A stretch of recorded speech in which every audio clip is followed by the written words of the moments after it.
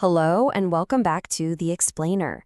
Today, we are diving deep into the actual architecture of our bodies. We're talking about the essential structures that hold us up and keep us safe, and more importantly, how we can keep them strong for life. So let's get right into the blueprint for a stronger you. I want you to think about your body for a second. It's got this incredible internal framework, that's your skeleton, and this amazing external shield, your skin. They are just brilliantly designed. But, they're not invincible. This whole explainer is about understanding the real threats they face and exactly how we can fight back.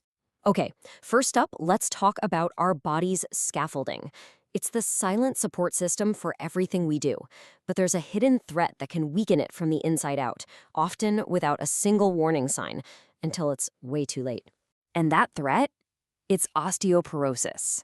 The best way to picture it is to imagine the steel beams of a huge skyscraper slowly becoming porous, brittle. That is exactly what this condition does to our bones. And it's such a quiet process, which is why, so often, we have no idea it's even happening until a sudden fracture just reveals all the damage. So how does this actually happen? Well, it's pretty fascinating. Our bones are in this constant state of remodeling. You've got two teams of cells, a demolition crew that clears out old, tired bone, and a construction crew that builds fresh, new bone.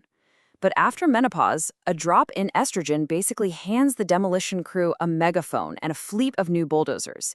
They go into overdrive, and the construction crew, they just can't keep up.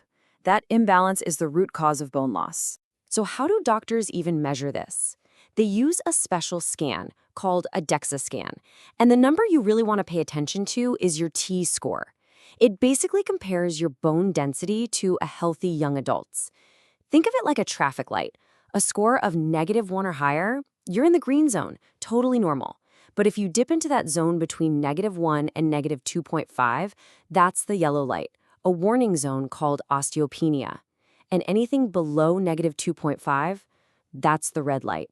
That's osteoporosis, the high-risk zone for fractures. Okay, so knowing the risks is one thing, but what can we actually do about it, right?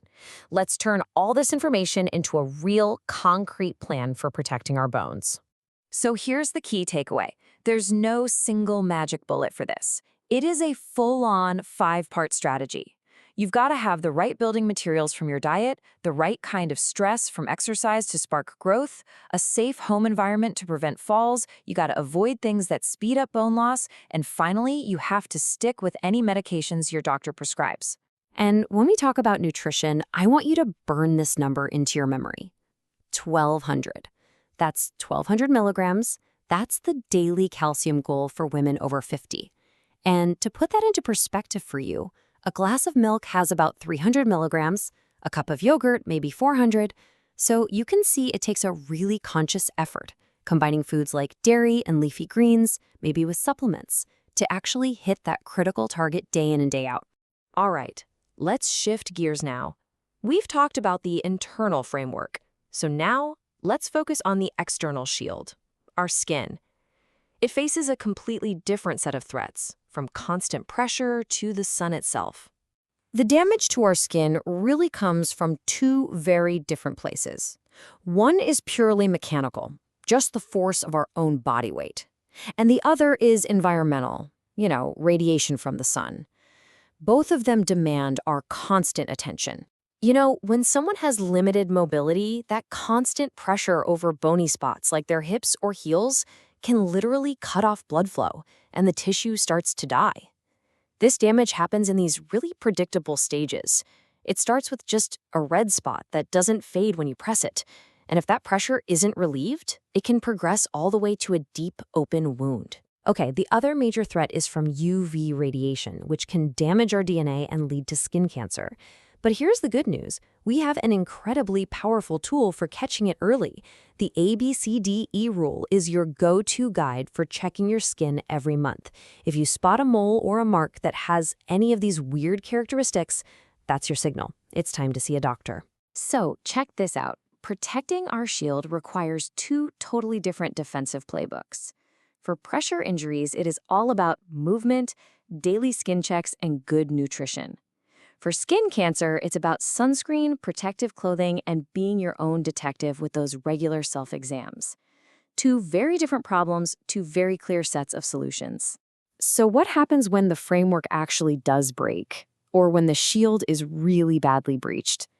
Well, the focus shifts immediately to emergency care, to managing some serious complications, and to some truly fascinating therapies for recovery. After a major fracture, one of the most dangerous complications is something called compartment syndrome. The swelling inside a muscle group gets so intense that it basically acts like a tourniquet from the inside, cutting off all blood flow. This is a true medical emergency, and it can lead to permanent damage if it's not treated and treated fast. To catch this quickly, healthcare pros use a classic checklist known as the 6 Ps. Now, they're all important, but the one they're really watching for first is pain. And we're not just talking about normal pain. We're talking about pain that is completely out of proportion to the injury and doesn't get better with medication. That is a massive red flag that the pressure inside is critical. Now, in the most severe cases, an amputation might be necessary.